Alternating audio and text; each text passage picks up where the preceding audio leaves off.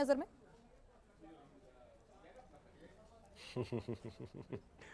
देखिए, कमर्शियलाइज हो रहा है नहीं हो रहा है सनातन धर्म का कमर्शियलाइजेशन, इसमें थोड़ी सी एक महीन लाइन है।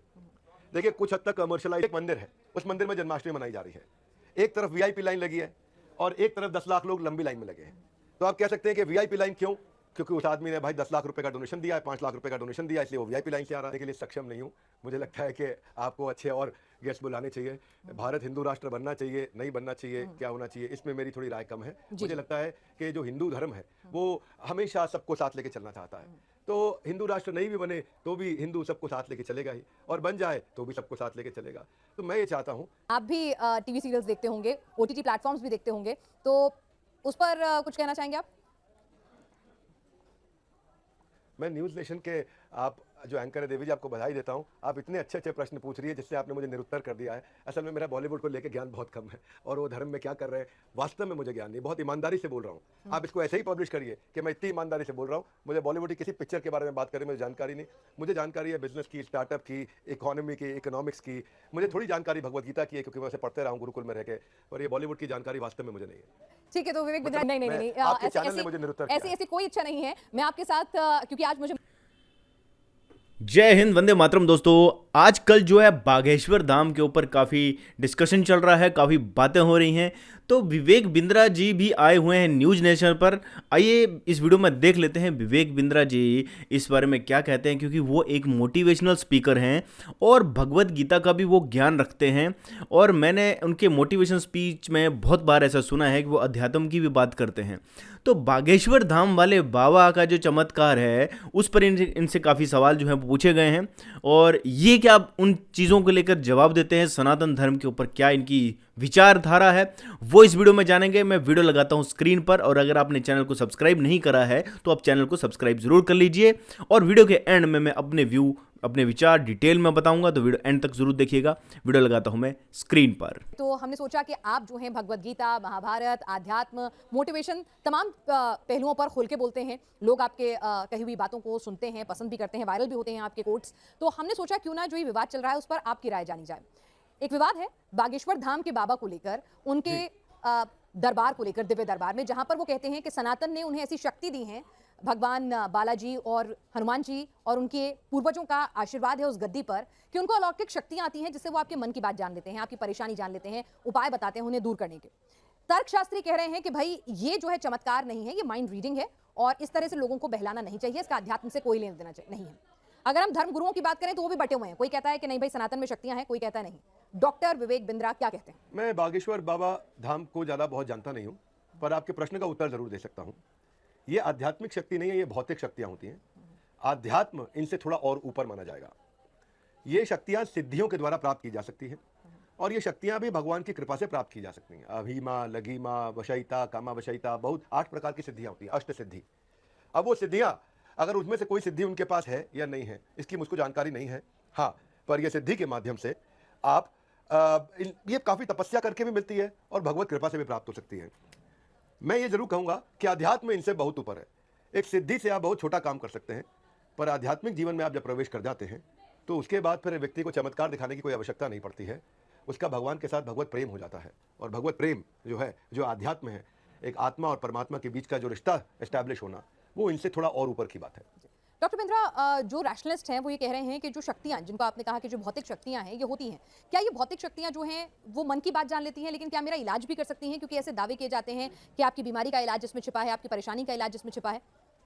क्योंकि मन की बात तो माइंड रीडर भी जान लेते हैं। वो कहते हैं मन की बात अगर जान रहे हैं तो एक कला है, ये आर्ट है, एक माइंड रीडर के पास भी है, जो जगह जगह जाके शो करते हैं, बड़े पॉपुलर, इंटरनेशनली भी कई माइंड रीडर्स होते हैं।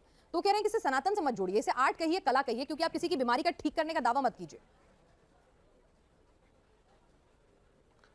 नहीं, मैं इसको थोड़ा अलग तरीके से देखना चाहूँगा। आप कह रहे हैं सनातन से मत जोड़िए या सनातन धर्म से मत जोड़िए। मैं ये कह रहा हूँ भौतिक शक्तियाँ, आध्यात्मिक शक्तियाँ दोनों सनातन धर्म से जोड़ी जा सकती हैं। सनातन धर्म से दोनों को जोड़ा जा सकता है। वो कह रहे हैं इसको मत जोड़िए, उसको जोड़िए, उसको मत जोड़िए। सनातन धर्म सभी को जोड़ रहा है अपने साथ में। जो हमारे शास्त्र हैं वो परिपूर्ण है, वो संपूर्ण है। उसमें ये बाबा जी भी आ रहे हैं और दूसरे बाबा जी भी आ रहे हैं, एक आम इंसान भी आ रहा है। भगवत गीता पढ़ता है जो व्यक्ति, जो वेद पुराण पढ़ सकता है, तो उसका भौतिक और आध्यात्मिक दोनों जीवन अच्छे हो जाते हैं। अब ये बाबा जी जो कर रहे हैं, ये इनके पास जो सिद्धि है, वो सिद्धि अधिकतम भी सिद्धि होगी तो भी भौतिक ही मानी जाएगी। वो उन 14 भौतिक लोकों की सिद्धि है। अतल, वितल, सुतल, तलातल, रसातल, महातल, पाताल, ये नीचे के लोक हैं। स्वर्ग लोक, जन लोक, महर लोक, यज्ञ लोक, तप लोक, ब्रह्मा का लोक, ये सबसे ऊंचा लोक है। 14 भौतिक लोकों में जितनी सिद्धियां हैं वो भौतिक सिद्धि है, वो आध्यात्मिक नहीं है। क्या ये तो मैं भौतिक बता सिद्धि दूं। किसी का इलाज लेकिन कर भौतिक सकती को है? भी आप सनातन से जोड़ सकते हैं और आध्यात्मिक को भी जोड़ सकते ठीक है, हैं। दोनों सिद्धियां मैंने माना, आपने कहा क्यों कि नहीं कर सकते? डॉक्टर के पास भी एक भौतिक सिद्धि है। डॉक्टर भी इलाज कर सकता है, उसके पास भी ऑपरेशन करने की सिद्धि है। इसमें स्थूल सिद्धि भी होती है और सूक्ष्म सिद्धि भी होती है। जो रावण का विमान था वो सूक्ष्म था और जो इंडियन एयरलाइंस का विमान है वो स्थूल है। सिद्धि तो दोनों ही है ना। तो यानी आप कह रहे हैं कि चमत्कारिक सिद्धियां जो हैं हमारे एक बाबाओं ग्रॉस के है और पास, एक सटल है। नहीं, जो चमत्कारिक सिद्धियां हैं बाबाओं के पास और जो दावा करते हैं कि आपके दुख दूर कर देंगे, आपकी बीमारी ठीक कर देंगे, इनमें दम है आपकी नजर में? ऐसा होता है? क्योंकि कई लोग कह रहे हैं इसे अंधविश्वास फैला बिल्कुल रहे दम हैं। है। क्यों दम नहीं है? जब मैं कह रहा हूं कि शास्त्रों में सिद्धियां दी गई हैं, इलाज भी किया जा सकता है सिद्धि से। मैं तो ये कह रहा हूं। आप बाबा नीम करौरी के बारे में जानते हैं ना? जब पूरी दुनिया से जूलिया रॉबर्ट्स भी आ रही हैं, स्टीव जॉब्स भी आ रहे हैं, सब लोग आ रहे हैं उनको देखने, मार्क जुकरबर्ग भी आ रहे हैं उनके दर्शन करने। बाबा नीम करौरी इलाहाबाद के अंदर कुंभ मेले में डुबकी लगाते थे, हिमालय से बाहर निकल जाते थे। सब जानते हैं उनके विषय में, कितनी दफा उन्होंने करके दिखाया। ये सिद्धि है और ये भी भौतिक सिद्धि है, ये भी आध्यात्मिक सिद्धि नहीं है। तो मैं ये कहूंगा आपसे कि सिद्धियां प्राप्त की जाती हैं तपस्या के द्वारा, ज्ञान के द्वारा अर्जित की जाती हैं और उनसे यकीनन लाभ हो सकता है। अब कोई उस सिद्धि को कोई जो है कमर्शियलाइज कर रहा हो तो वो मैं कहूंगा गलत है। बाबा नीम करौरी ने कभी कमर्शियलाइज नहीं किया। और जहां तक मैं जानता हूं बाबा बागेश्वर धाम, मुझे जानकारी कम है, पर वो शायद किसी से पैसा नहीं लेते हैं, वो सब कुछ फ्री में चलाते हैं।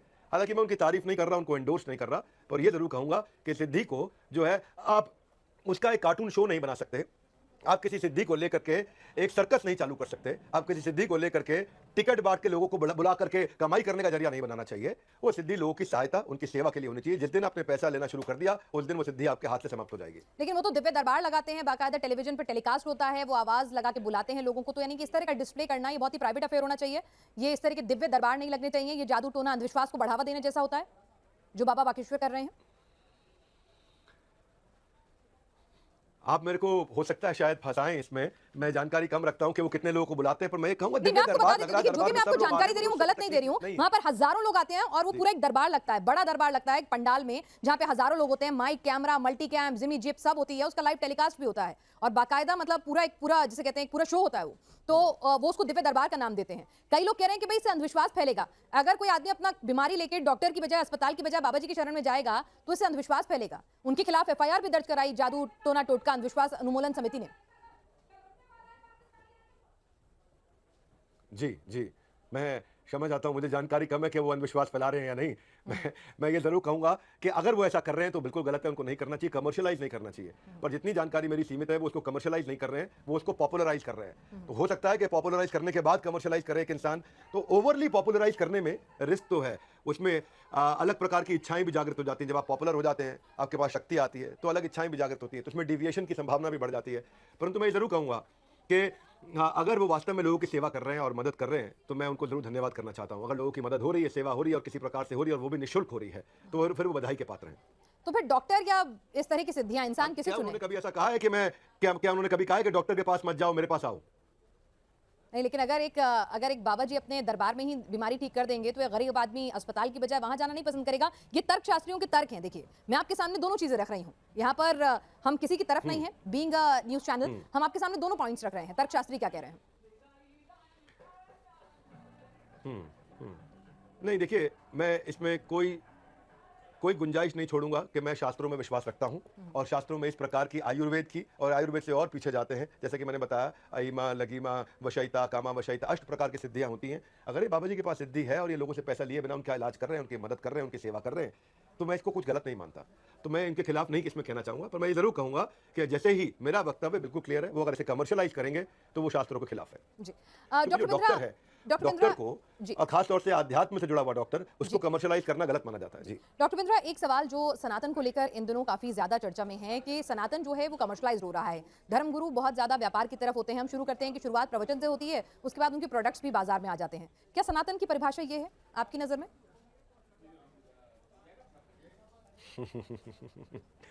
देखिए, कमर्शियलाइज हो रहा है, नहीं हो रहा है, सनातन धर्म का कमर्शियलाइजेशन, इसमें थोड़ी सी एक महीन लाइन है। देखिए, कुछ हद तक कमर्शियलाइजेशन गलत नहीं है अगर उसका इंटेंट ठीक हो। मैं आपको उदाहरण देता हूं। मान लीजिए एक मंदिर है, उस मंदिर में जन्माष्टमी मनाई जा रही है, एक तरफ वीआईपी लाइन लगी है और एक तरफ 10 लाख लोग लंबी लाइन में लगे हैं। तो आप कह सकते हैं कि वीआईपी लाइन क्यों, क्योंकि उस आदमी ने भाई 10 लाख रुपए का डोनेशन दिया है, 5 लाख रुपए का डोनेशन दिया है, इसलिए वो वीआईपी लाइन से आ रहा है। तो आपके मन में प्रश्न आना चाहिए कि भगवान क्या पैसे से मिलेंगे, भगवान क्या पैसे से दर्शन देंगे? नहीं, ये बात नहीं। लेकिन जो किया जा रहा है वो ठीक, मैं आपको समझा देता हूं क्यों। अगर वही मंदिर वो 10 लाख लोगों को फ्री भोजन दे रहा है, अगर वही मंदिर 10 लाख लोगों के लिए व्यवस्था कर रहा है, इंफ्रास्ट्रक्चर बिल्ड कर रहा है, उनके लिए सिक्योरिटी का अरेंजमेंट कर रहा है, उनके लिए टेंट लगाया गया, उनके लिए सब सुविधा करी गई है, तो ये बेचारे जो 100 लोग वीआईपी हैं, इनके पैसे से ही किया गया है, तो उनको थोड़ी इज्जत देना गलत नहीं माना जाएगा। अब इसको एक आदमी कमर्शियलाइज भी कह सकता है और इसको एक आदमी इंटेलिजेंट एंगेजमेंट और intelligent scalability of spiritual institution भी कहा जा सकता है कि भाई ये वीआईपी इसलिए हैं क्योंकि ये इन 10 लाख लोगों का ध्यान रखते हैं। ये वीआईपी इनको एडवांस एंट्री मंदिर में इसलिए मिल रही है, बाकी भगवान सब जानते हैं, भगवान तो श्रद्धा देखते हैं, उसकी भी देख रहे हैं, इसकी भी देख रहे हैं। भगवान तो सबको उसके क्या कहते हैं कि भावग्राही जनार्दना, भगवान केवल आपका भाव ग्रहण करते हैं, आपका चंदा ग्रहण नहीं करते, आपका डोनेशन ग्रहण नहीं करते। पर इंस्टीट्यूशन को चलाने के लिए कई दफा अगर एक आध्यात्मिक साबुन भी बेचा गया और एक आध्यात्मिक तेल भी बेचा गया है ताकि इंस्टीट्यूशन रन करके हजारों लाखों लोगों को फ्री में भोजन कराया जा सके, तो उसको मैं गलत नहीं मानूंगा। ठीक है डॉक्टर वो बिंद्रा, इन दोनों- कमर्शियलाइजेशन नहीं है, जी। वो इंटेलिजेंस है। लेकिन ये डिपेंड इस पे करेगा, ये डिपेंड इस पे करेगा कि जो लीडर है वो सेल्फलेस है कि स्वयं के भोग के लिए पैसा इस्तेमाल कर रहा है, वो अपने आप को प्रधान सेवक मानता है या इस इंस्टीट्यूशन का प्रधानमंत्री मानता है, अपने आप को प्रधान मानता है। यानी अगर कि जो उसकी इनकम सेवा आ की रही है वो भावना कहाँ यूज हो रही है और सेवा कैसे लेने की यूटिलाइज हो जगह रही है? करना चाहता है, जी। तो इंस्टीट्यूशन ठीक है। जी ठीक है डॉक्टर बिंद्रा, बिल्कुल बिल्कुल, आपने ठीक पकड़ा देवी जी, इनकम का यूटिलाइजेशन यूटिलाइजेशन कहाँ है, that's more important. Doctor Bindra, एक सवाल जो है अभी हाल फिलहाल में क्योंकि कंट्रोवर्सी से घिरा हुआ है और एक सवाल लगभग मैं क्योंकि लगातार इंटरव्यू कर रही हूँ तमाम कथावाचक जो बड़े संत हैं उन लोगों के, तो वो लोग ये कह रहे हैं कि भाई भारत को हिंदू राष्ट्र घोषित कर दो, सनातन का बड़ा अपमान हो रहा है, सनातन को बॉलीवुड टारगेट पर कर लेता है, हमारे देवी देवताओं को गलत तरह से पोर्ट्रे किया जाता है। आपकी नजर में क्या कहीं आपको कुछ ऐसा लगता है कि जानबूझकर हिंदू धर्म को ही टारगेट किया जाता है, और क्या हिंदुस्तान को हिंदू राष्ट्र घोषित करना बहुत जरूरी है? नहीं नहीं, मैं ये सब सवालों का उत्तर देने के लिए सक्षम नहीं हूँ। मुझे लगता है कि आपको अच्छे और गेस्ट बुलाने चाहिए। भारत हिंदू राष्ट्र बनना चाहिए, नहीं बनना चाहिए, क्या होना चाहिए, इसमें मेरी थोड़ी राय कम है। मुझे लगता है कि जो हिंदू धर्म है वो हमेशा सबको साथ लेके चलना चाहता है, तो हिंदू राष्ट्र नहीं भी बने तो भी हिंदू सबको साथ लेके चलेगा ही, और बन जाए तो भी सबको साथ लेके चलेगा। तो मैं ये चाहता हूँ कि जैसे कि भगवान ने गीता के अंदर ना हिंदू बोला, ना सिख बोला, ना मुसलमान बोला, ना ईसाई बोला, भगवान ने एक जीवात्मा के लिए बात करी है। तो मैं इन पॉलिटिकल और रिलीजियस डिबेट से दूर हूं, मैं भगवत गीता को मानता हूं, मेरे को इसके विषय में ज्ञान भी कम है। मुझे लगता है प्रश्न आपको किसी और से पूछना जी डॉक्टर बिंद्रा, क्योंकि आप अभी हाल फिलहाल में कपिल शर्मा के शो से भी होकर आए हैं और आपका बॉलीवुड से भी नाता रहता है, इन दिनों एक सवाल उठ रहा है, उस पर शायद मैं आपकी राय, आप कंफर्टेबल हो तो शेयर कीजिएगा, कि ये कहा जा रहा है कि बॉलीवुड जानबूझकर ऐसी फिल्में बनाता है जहां पर हिंदू धर्म का तो मजाक उड़ जाता है, बाकी धर्मों को लेकर सेंसिटिविटी है, हिंदू धर्म को लेकर सेंसिटिविटी उतनी नहीं है। जब बॉलीवुड क्रिएटिव लिबर्टी जो है हर बार हिंदू धर्म के देवी देवता या उनके परंपराओं को लेकर ही क्यों आ जाती हैं? आप भी फिल्में देखते होंगे, आप भी टीवी सीरियल्स देखते होंगे, ओटीटी प्लेटफॉर्म्स भी देखते होंगे, तो उस पर कुछ कहना चाहेंगे आप?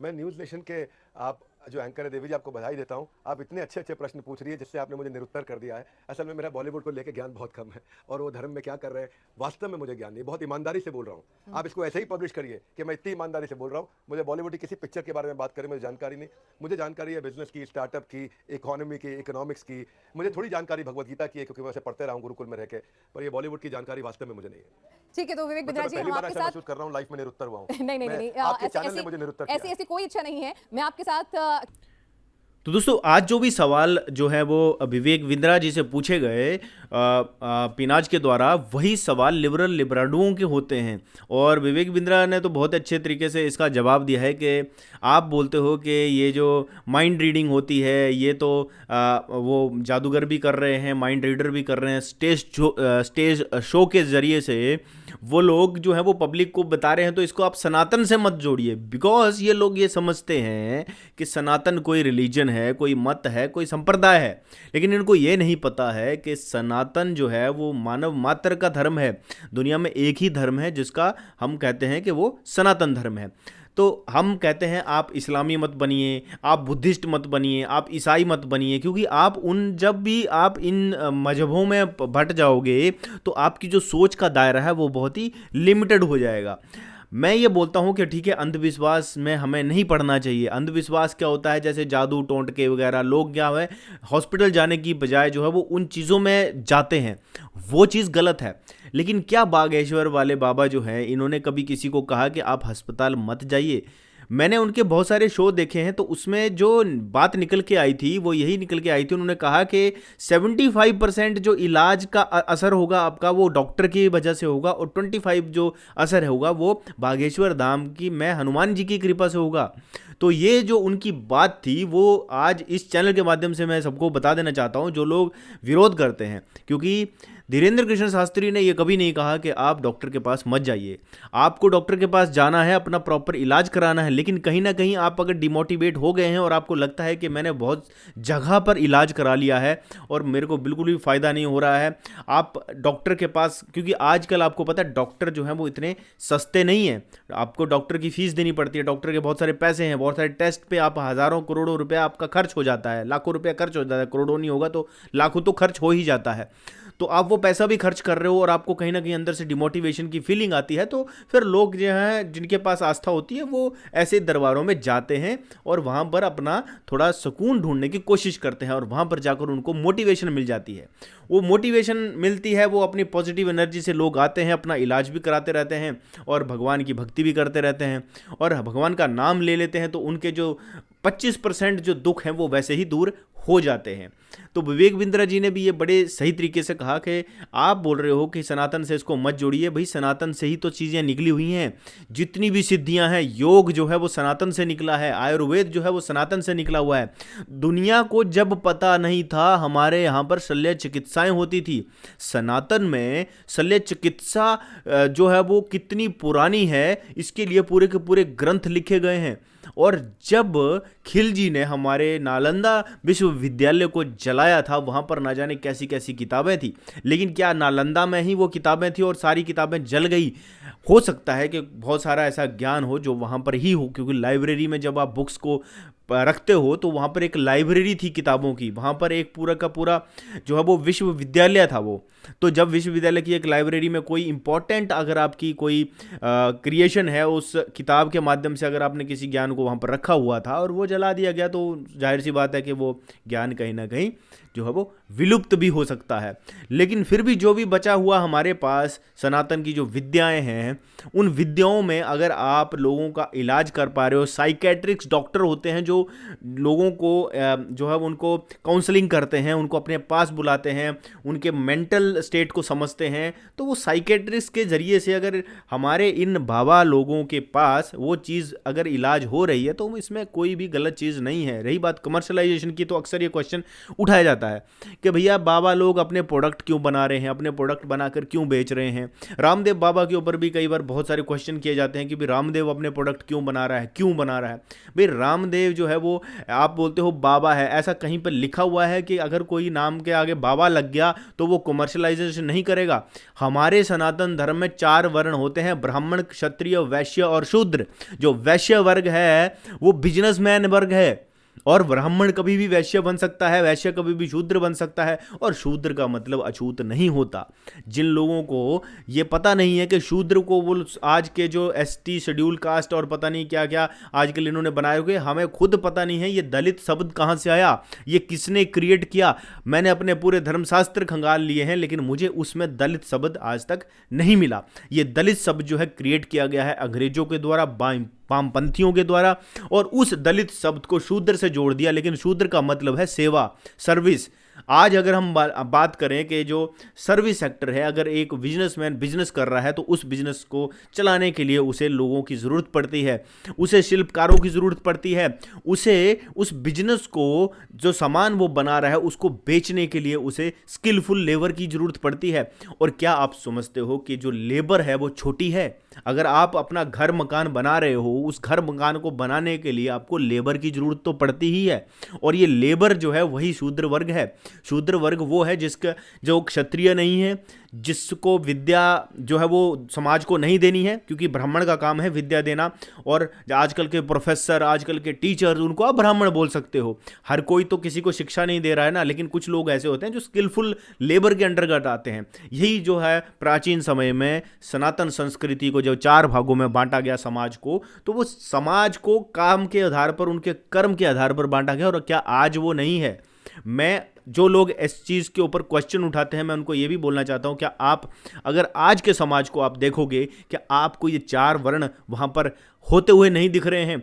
आज क्या आपको लेबर को आप नकार सकते हो? आप ये बोल सकते हो कि लेबर छोटी है, और जो बिजनेसमैन है, जो एक बहुत मतलब बड़े लेवल पे काम कर रहा है, उसके हज़ारों करोड़ों उसकी ब्रांचेस हैं, अपनी बहुत सारी ब्रांचेस के जरिए से एक बिजनेसमैन में ने अपना पैसा लगाया हुआ है, और उस बिजनेसमैन को आप बोलोगे कि यार ये बड़ा कैसे हो गया और ये लेबर छोटी कैसे होगी, दोनों समान कैसे हो सकते हैं? काम के आधार पर दोनों बड़े छोटे हैं, एक के पास ज़्यादा पैसा है, एक के पास ज़्यादा पैसा नहीं है। क्षत्रिय वर्ग जो युद्ध में, लड़ाई में देश की सीमाओं की रक्षा कर रहा है, अपने देश के लिए क्षत्रिय किस लिए बनता है? क्षत्रिय किसी के साथ झगड़ा करने के लिए नहीं बनते हैं, क्षत्रिय बनते हैं देश रक्षा के लिए, धर्म रक्षा के लिए, स्त्री रक्षा के लिए, समाज की रक्षा के लिए। जो चारों वर्ण हैं, इन चारों वर्णों की जो रक्षा है, जो तीनों वर्णों की रक्षा है, वो क्षत्रिय वर्ग करता है। और कोई भी क्षत्रिय बन सकता है काम से। एक शूद्र को अगर थोड़ी देर में लगता है कि यार मुझे ना देश की सेवा करनी चाहिए, अभी मैं एक कारीगर हूँ, मैं अभी शिल्पकार हूँ, लेकिन मुझे लगता है मुझे क्षत्रिय वर्ग में जाना चाहिए, वो अपनी इच्छा से क्षत्रिय बन सकता है। एक ब्राह्मण को लगता है कि मुझे भी क्षत्रिय बनना चाहिए, तो वो ब्राह्मण भी क्षत्रिय बन सकता है। इतिहास की किताबों में आप जाओगे तो परशुराम इसका बहुत बड़ा एग्जाम्पल थे। वो ब्राह्मण थे, लेकिन उन्होंने देखा कि क्षत्रिय जो थे वो इविल क्षत्रिय समाज में जो है वो अपना वर्चस्व स्थापित कर रहे थे, और ये क्षत्रिय अपनी बाहुबल का प्रदर्शन कर रहे थे, समाज में अधर्म फैला रहे थे। तो एक ब्राह्मण ने उन लोगों को सबक सिखाने के लिए ब्राह्मण वर्ण से वो क्षत्रिय वर्ण बन गए थे, और हाथ में परसा लिया था, और उन्होंने कहते हैं जो इविल क्षत्रिय थे उनको ऑलमोस्ट समाप्त कर दिया था, लेकिन सारे क्षत्रियों को नहीं किया था।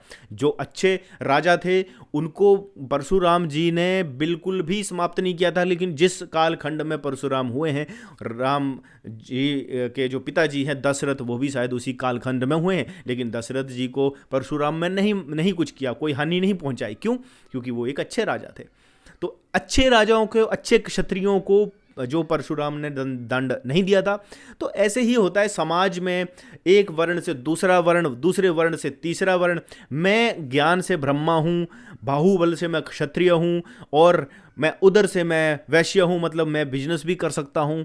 और आप अगर अपना कमर्शियल कोई चीज़ बनाते हो, अपना बिजनेस माइंड आपके मन में आता है, तो आप एक वैश्य हो। और अगर आपके मन में सेवा भाव आता है, जो अपनी इच्छा से होता है कि मुझे किसी के अंदर नौकरी करनी है, मुझे किसी के अंदर नौकरी चाकरी करनी है, जितनी भी कंपनियां हैं उनके अंडर जो भी एम्प्लॉयज़ हैं जिनका अपना कुछ पैसा लगा नहीं होता है, लेकिन वो अपने ज्ञान से, अपने जो उनके पास एक स्किल है, उसके बेस पे जो है वो उस कंपनी को सर्व करते हैं। आजकल की जितनी भी कंपनी है, जितनी भी प्राइवेट एम्प्लॉयज़ हैं, सरकारी एम्प्लॉय हैं, वो सारे ही शूद्र वर्ग में आते हैं। ये है शूद्र। शूद्र अछूत नहीं होता है। एक और चीज़ आपको इसमें बताना चाहूँगा, बहुत सारे लोग बोलते हैं कि जी ब्राह्मण ना अपने पास आने नहीं देते थे शूद्रों को, और ब्राह्मण जो थे वो उनसे वो करते थे। होता क्या था कि यहाँ पर जात छूत अछूत की जो लड़ाई नहीं थी, यहाँ पर लड़ाई थी वेजिटेरियन और नॉन वेजिटेरियन की। आपको सबको पता है कि जब जो ब्राह्मण या पंडित थे वो मांस भक्षण नहीं करते हैं, तो उन्होंने, क्योंकि किताबों में पढ़ा हुआ है, मांस का मतलब होता है कि मांस का मतलब कि अभी मैं तुझे खा रहा हूं, लेकिन इन फ्यूचर तू मुझे खाना। मांस का मतलब ये है। जब मैंने गूगल में सर्च किया था और संस्कृत का इसका मतलब जब मुझे मिला, तो मैं शॉक्ड रह गया कि मांस शब्द का जो संस्कृत हमारे ग्रंथों में वर्णन किया गया है वो ये है कि मैं अब तुझे खा रहा हूँ और फ्यूचर में तू मुझे खाना।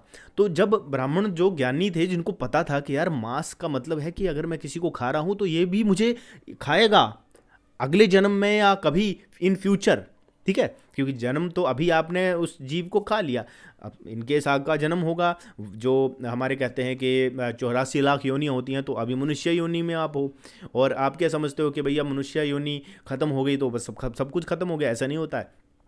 आप सामने जीव देख रहे हो, पशु पक्षी देख रहे हो, उनके अंदर भी तो आत्मा है। ऐसे ही थोड़ी मशीनरी थोड़ी बन रही है, कोई फैक्ट्री थोड़ी लगी हुई है। वो ऊपर वाले जो परमपिता परमेश्वर जो सुपर नेचुरल पावर है, उसके पास फैक्ट्री थोड़ी लगी हुई है कि मैंने ये तोता ही बनाना है और इसको इंसान ही बनाना है। नहीं, आपके कर्मों के आधार पर ही सारी चीज़ें डिसाइड होती हैं।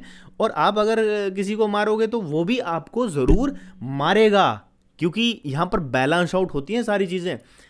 इसका छोटा सा एग्जांपल और दूंगा कि पानी जब बाष्प बन के ऊपर जाता है, वहाँ पर उसे एक एनवायरनमेंट मिलता है ठंडा। जो भाव बन के पानी ऊपर जाता है, जब वो ठंडा होता है, ऊपर से बारिश के रूप में फिर नीचे गिर जाता है। तो इसको बैलेंस आउट कहते हैं।